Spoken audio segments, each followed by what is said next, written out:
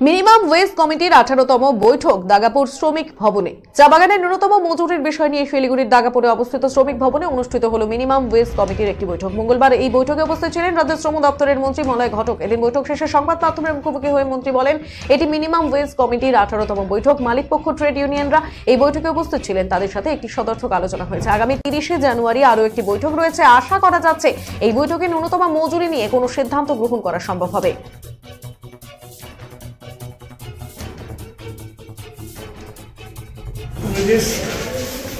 আমাদের একটা কমিটি করে দিয়েছিলেন, আমাদের মাননীয় মুখ্যমন্ত্রীর নির্দেশেই করা হয়েছিল। আজকে এটা 18তম মিটিং করা, বসার পরে খুব ভালো আলোচনা হয়েছিল।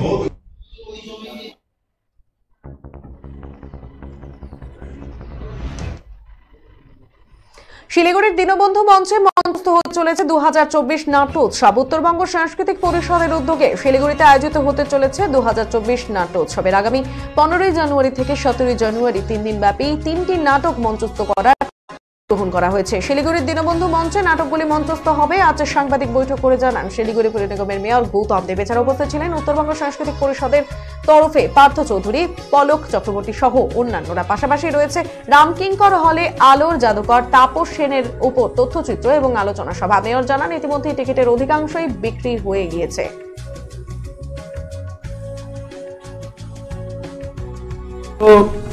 সাংস্কৃতিক পরিষদ আপনারা জানেন যে একটা সাংস্কৃতিক দল, আমরা আমাদের বহুদিন ধরে শিলিগুড়িতে আমরা কাজ করছি।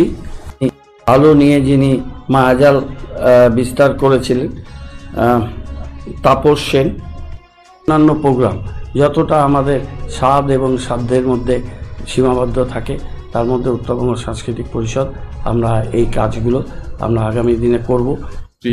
বক্তৃতা আমরা শুনতে পাবো, আর সেই সঙ্গে ওটা শেষ হবার পর অসিত বসু, উনিও একজন তাপস সেনের সঙ্গে দীর্ঘ সময় কাটানো মানুষ, তিনি একটি তথ্যচিত্র নির্মাণ করেছেন তাপস সেনের উপরে। সেই তথ্যচিত্রটিও ওই সেমিনারের পর দেখানো হবে। সেটা আমরা করছি। আর আমি একটু পার্থদাকে বলবো যে তাপস